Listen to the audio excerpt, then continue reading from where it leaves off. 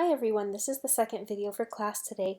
It is a little bit shorter than the previous video, and it has to do with a couple of specific studies that will hopefully raise the question of the importance of replication and whether or not there's a replication crisis in psychology. That's something that of course we're going to be discussing in class on Thursday. So this is to kind of get those brains thinking about that. We're also going to talk a little bit about validity and why validity is important and why there is sometimes a trade-off between the two types of validity. I want to start by telling you about a very well-known social psychological study that you might have learned about in your 200 level social psych class. It's by John Barg and colleagues from 1996, and it's this study that has to do with priming. Priming at its sort of broadest form has to do with events or stimuli that affect us in some way that we're not necessarily aware of. So some priming is conscious and obvious. So for instance, if somebody is talking to you about, I don't know, about their dog and saying how great dogs are, and then a few minutes later somebody says, hey, what's your favorite animal? And you just automatically answer dog without thinking of it.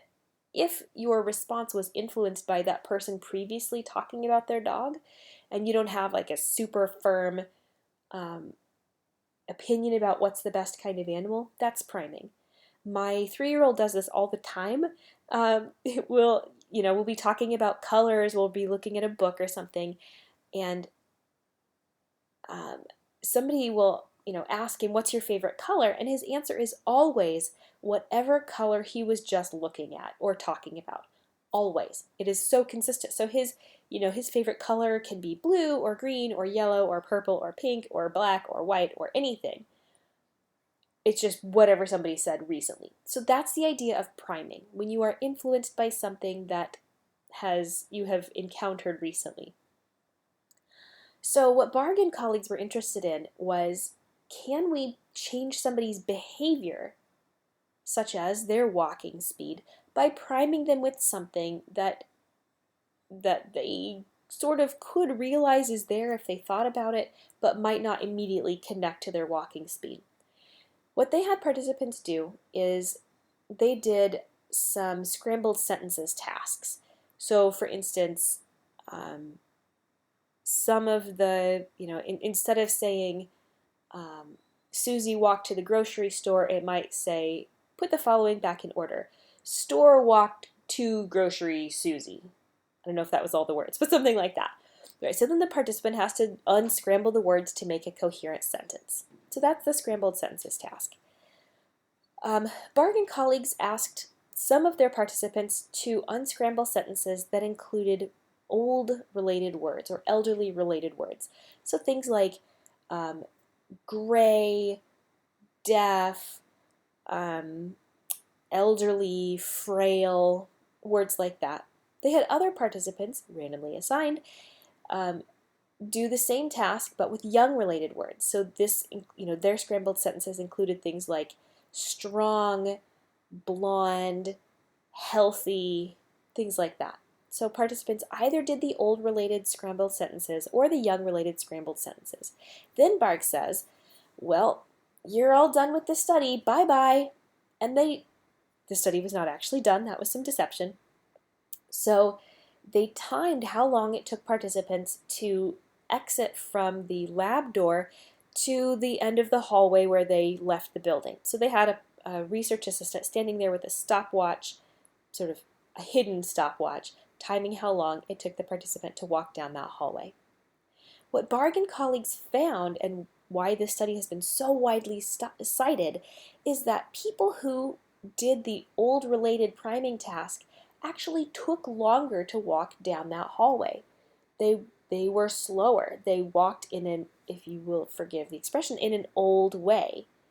On the other hand, the people who had done the young related words, they zipped right down that hallway.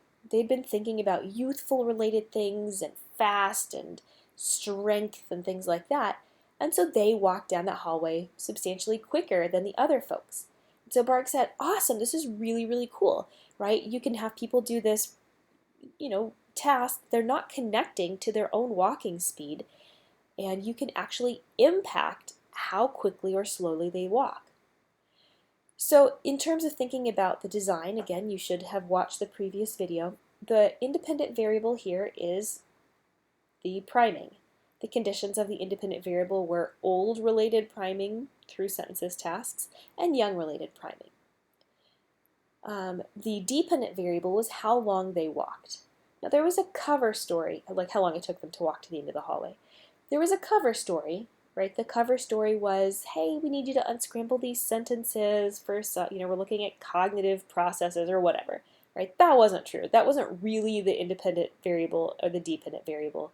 That was just what they told participants to get them to do the study.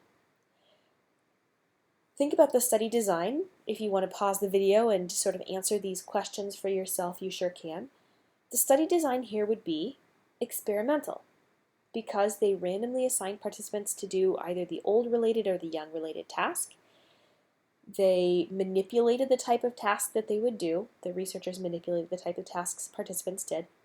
And then they controlled confounds. They made it so that the sentences were of the same length, that participants unscrambled the same number of sentences across the two conditions, and so on. So that was the basic idea for the study design.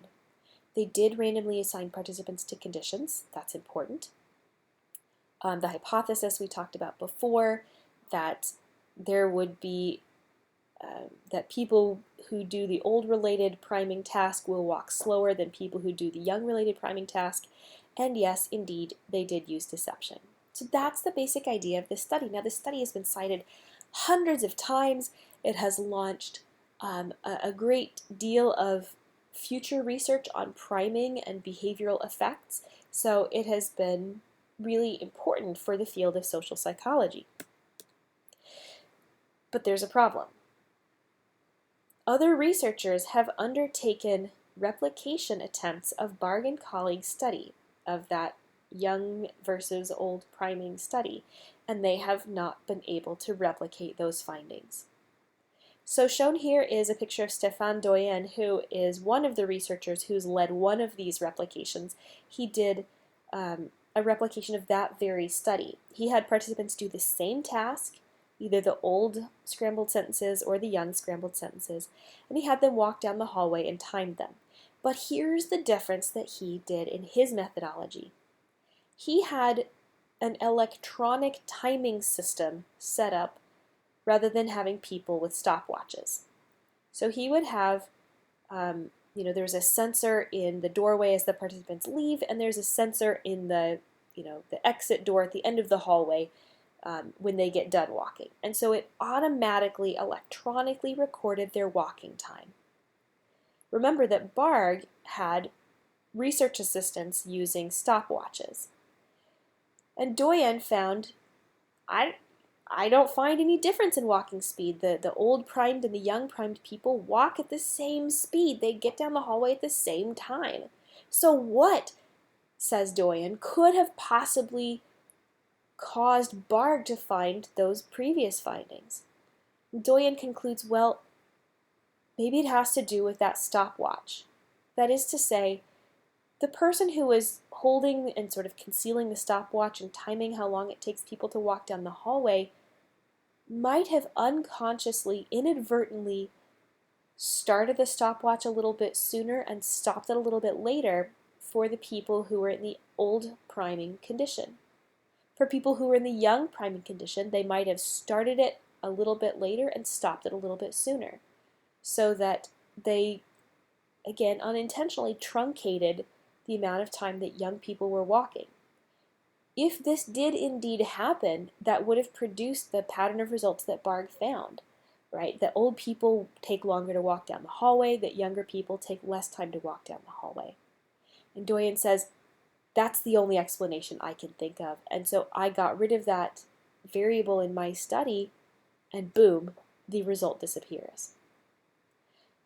So that should make you a little bit cautious. And again, you might well have learned about that study in social psych or in other classes or similar studies. And here I am saying, well, we're kind of lacking in evidence that it's a real legitimate finding. Other studies, I'm not just picking on Barg, although a couple of his other studies have also been questioned. It's happening all over psychology, and social psychology is no exception to that. There's this organization called the Association for Psychological Science, which has started to create these what are called registered replication reports, which are meant to be replications of really well-known, widely cited psychological studies that have not been widely or well replicated in the past. In other words, there's studies that everybody knows about, but nobody has really double-checked to make sure it's a valid result. So they have completed, I want to say, 5 or 6 different studies. They have labs all over the world take part. They collect thousands and thousands of participants. They usually get the original researchers' help in making sure the new study's design is as close as possible to the original, and then they conduct the study. So they've completed 5 or 6 of these registered replication reports, and thus far have not gotten a single replication. Let me say that again. They've tried 5 times to replicate widely cited but under-replicated research, and have not replicated any of them. Now, does that mean that so that psychological research or social psychological research is bunk? No. It means that these particular studies were questionable for some reason, and when examined more closely, we might not have as strong of evidence as we might have thought. It doesn't necessarily undermine the whole theory, for instance, the theory of priming, but it does beg the question of, are we in a replication crisis? So that is something for you to explore in the readings and discussion for this week. Now, I want to mention just a little bit here about some trade-offs in research design, about why we have to think about what is the best way to do a study. Why can't we just make the perfect study? The short answer is there is no such thing as a perfect study. And let me tell you, we've been trying for a long time. There are 2 types of validity to consider when you are thinking about a study. We have internal validity and external validity. Internal validity lets us answer 2 things. Number 1, can I be confident that X causes Y? So this is, you're doing an experiment, you do all the various steps of experimentation that we talked about before in the previous video, and you say, yeah, I'm pretty sure that X does cause Y. That's one part of internal validity, but it also has to do with this broader question that is true for any study, not just experiments, that says, am I really measuring what I intend to measure? Am I really measuring, the passage of time and how that relates to the perceived attractiveness of another patron at the bar? Or am I actually measuring beer consumption? Right, so that's internal validity. Am I measuring what I want to measure? The second type of validity has to do with generalization. Do these results generalize? Or is it only specific to this exact situation, this exact methodology, this exact population, this exact time frame, etc.? Clearly, it's usually very helpful to have results that have at least some internal validity and some external validity, but there's an inherent trade-off. Internal validity we get when we have a lot of control over the study. But if we have a lot of control, we can't generalize it as well. On the other hand, something where I can have a lot of sort of real-world similarities has a lot of external validity, but it can be a lot harder to get internal validity. So to get to this question at the bottom of the page, how do lab versus field studies compare? Lab studies tend to be really high in internal validity, but not necessarily in external validity. Field studies tend to be high in external validity and may or may not be super great in internal validity. So when we talk about replication and converging results, one thing that you need to keep in mind is we really need to mix lab and field studies, correlational and experimental studies, in order to boost both types of validity. The other thing to consider here is realism. Anytime you do a study, there are 2 types of realism to consider. The first is mundane. How closely does this study mirror a real-life situation? Is this the kind of situation where people often find themselves in the real world? The second type is called experimental realism. How involved are people? Are they taking it seriously? Are they answering the questions honestly? Or are they just kind of goofing off and circling answers so they can get credits? So let's think for a little bit about some social psychological studies that you've maybe read about or heard about in previous classes that maybe are low in one but high in the other. For instance, Milgram's obedience studies are low in mundane realism. Right? How often in your life have you ever been asked to come into a laboratory, sit in front of an experimenter wearing a white lab coat, and give shocks to an innocent victim who's getting questions wrong on a word task? Like, that doesn't happen. Right? That is not a close mirror of a real life situation. So Milgram's study was low in mundane realism. But it was absolutely high in experimental realism. Those participants took the study really, really seriously. They sweated, they, had nervous laughter. They were very, very anxious as they were doing the study. They felt like it was real, even though it was not an everyday real life situation. So it was really high in experimental realism. It was not high in mundane realism. Another example is Ash's conformity studies, where participants were asked to judge the length of a stimulus line to three control line, to three other lines. So basically you say, here's a line over here, here are three other lines, which one is the same length as the stimulus line? That's the task. However, there was only one real participant seated right here in seat number 6. Everybody else seated at the table was a confederate of the researcher. So Ash would say to the first participant, what's the right answer? They would give a wrong answer. He'd ask the second person. They'd give the same wrong answer. The third person, wrong answer. Fourth person, wrong answer. Fifth person, wrong answer. So now it's this turn for the sixth guy. And you can see he is staring at those lines. He's looking really intently at them because he's like, why is everybody else giving the wrong answer? This is super weird. It's not a very realistic situation. In other words, mundane realism is low, but that participant is absolutely engaged in what's happening. So it is high in experimental realism. In terms of thinking about which of these is most important, mundane realism is nice. It is helpful, especially if you think about external validity. However, you cannot have a good study if it is low in experimental realism.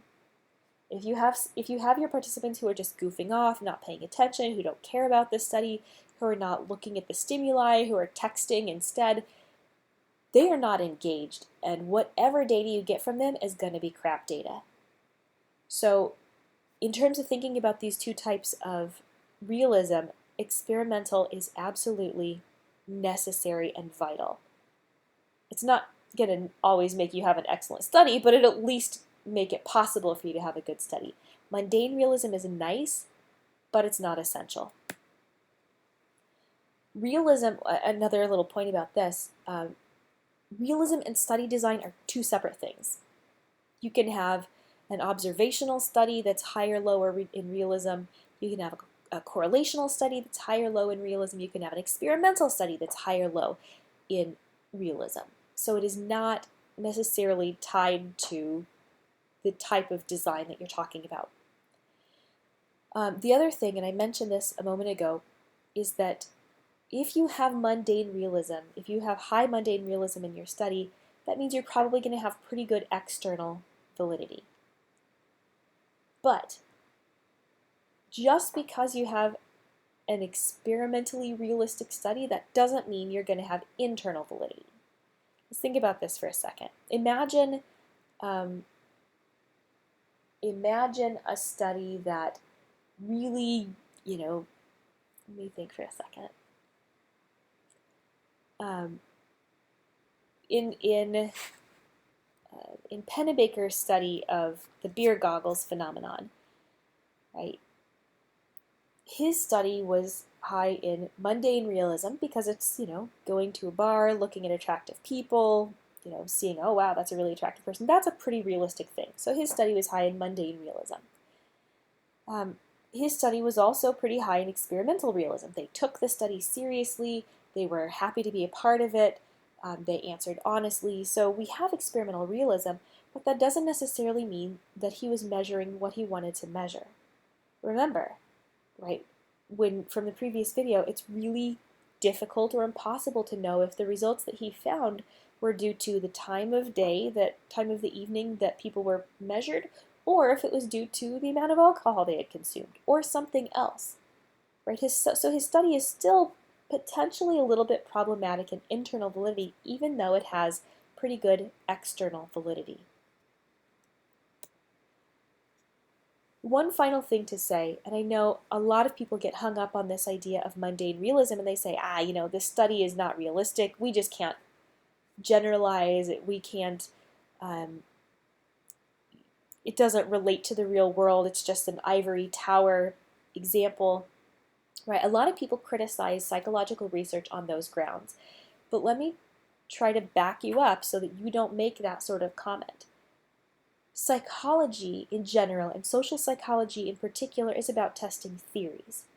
So I have some theory about how priming influences behavior. I want to test that theory. Let's say I have some hypothesis about the beer goggles phenomenon. I have a theory about how time of day influences attractiveness. I want to test that theory. So there's this great quotation from your book that I want to point out. It's from that front material before the first issue begins. It says, "It is not the details of an experiment that must have some real-world counterpart or generalize to some real-world situation.